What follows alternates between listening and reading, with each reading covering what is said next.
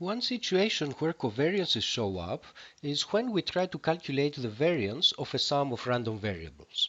So let us look at the variance of the sum of two random variables x1 and x2. If the two random variables are independent, then we know that the variance of the sum is the sum of the variances. But let us now look at what happens in the case where we may have dependence.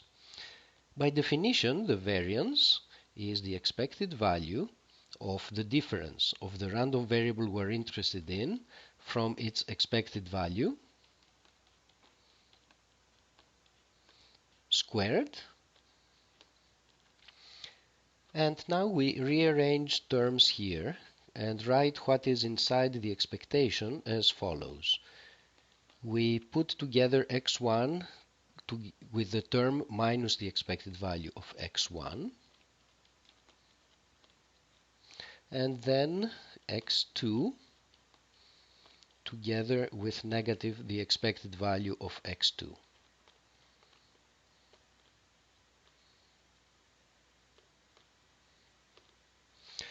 So now we have the square of the sum of two terms. We expand the quadratic to obtain expected value of the square of the first term plus the square of the second term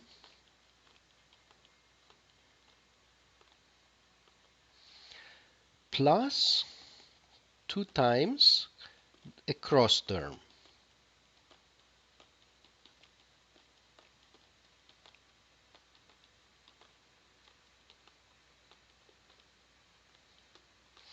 And what do we have here?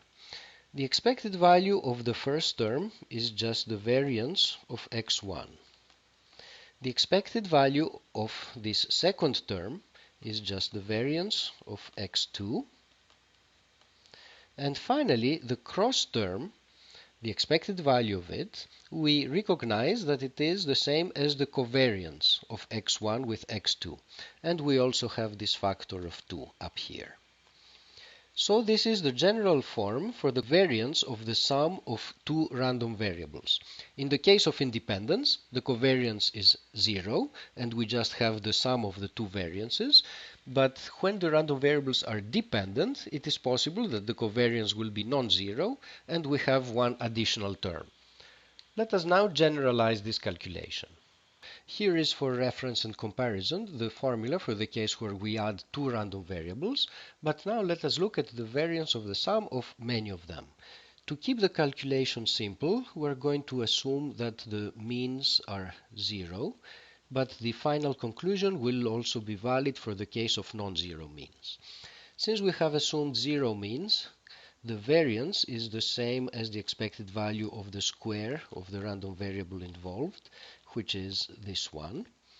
And now we expand this quadratic to obtain the expected value of, we will have a bunch of terms of this kind, where I ranges from 1 up to n, and then we will have a bunch of cross terms of the form xi, xj.